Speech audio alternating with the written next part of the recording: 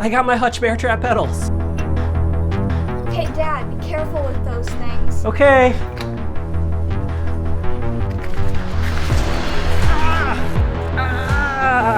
Hutch Bear Trap pedals, where one kid's dream becomes another kid's nightmare. The worst nightmare.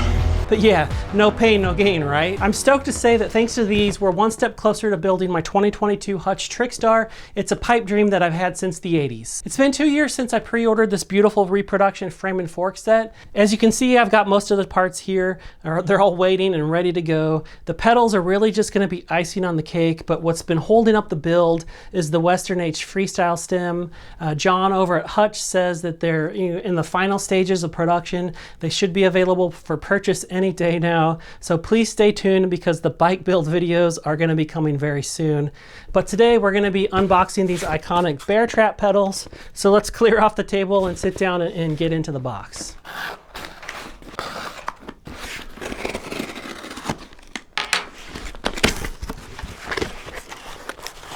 All right, this is pretty cool. Can get rid of that.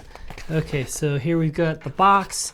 And let's just open it up real quick and take a quick peek. And they look very beautiful as expected. But before we pull them out, this box was designed to be like one of the OG boxes back from the 80s, where they would keep them behind the glass in the display cases at the bike shop and just kind of be eye candy for the kids or whoever browsing. So let's set this up like it would have been in the shop and check that out. These are pretty awesome. Before we pull them out of the box, let's address the two elephants in the room. I'm predicting two main responses from you guys. The first one is going to be comments along the lines of, I still got scars on my shins from those things back in the day, or my shins just hurt even looking at those things. And then the second one is going to be, why on earth are you putting race pedals on a freestyle bike? For the first one, you're not alone. These pedals are the stuff of legend, and tons of riders have the shin scars to prove it. It's almost like getting a pedal gash was an 80s rite of passage. So drop a comment below if you've got a story or two about these. As for the race versus freestyle debate, the differences are pretty subtle. Here's an ad from June 1984. Notice the Pro, Freestyle, and Mini variants. They all look very similar, but the cages on the freestyle pedals are shorter. They don't really extend beyond the arms. And then the teeth on the cages weren't quite as pointy. And obviously the sharper teeth helped grip into your shoes during races.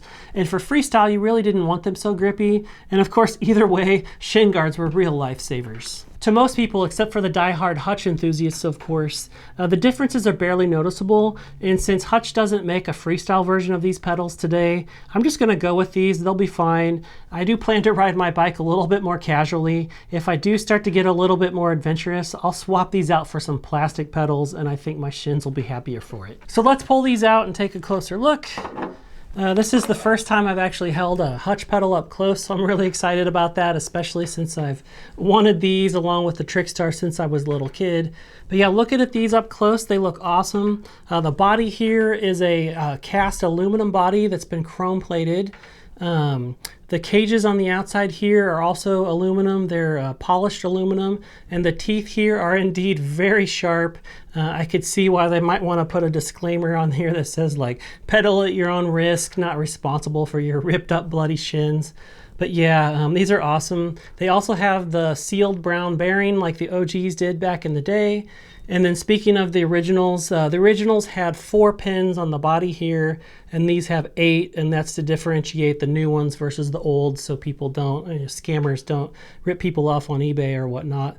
But yeah, I'm stoked for these. They were last offered in 2020 for about 190 bucks, and that's the same price that they were when they were first reproduced by JDB back in 2008. So yeah, there was no inflation for the first 12 years, and then some mega inflation after COVID.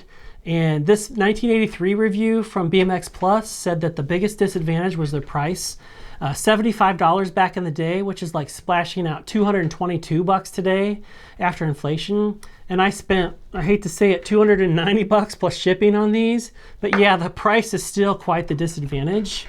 And yet in today's market, these aren't even the priciest bear trap pedals out there. Check out Bullseye's Pro X round pedals, a whopping 470 bucks, and Billet BMX, they retail at 425, and even on sale, it makes these seem less crazy, doesn't it? I'm certainly not knocking Bullseye and Billet BMX pedals. They're absolutely beautiful and just the best quality out there. If you have the means, I highly recommend picking one up.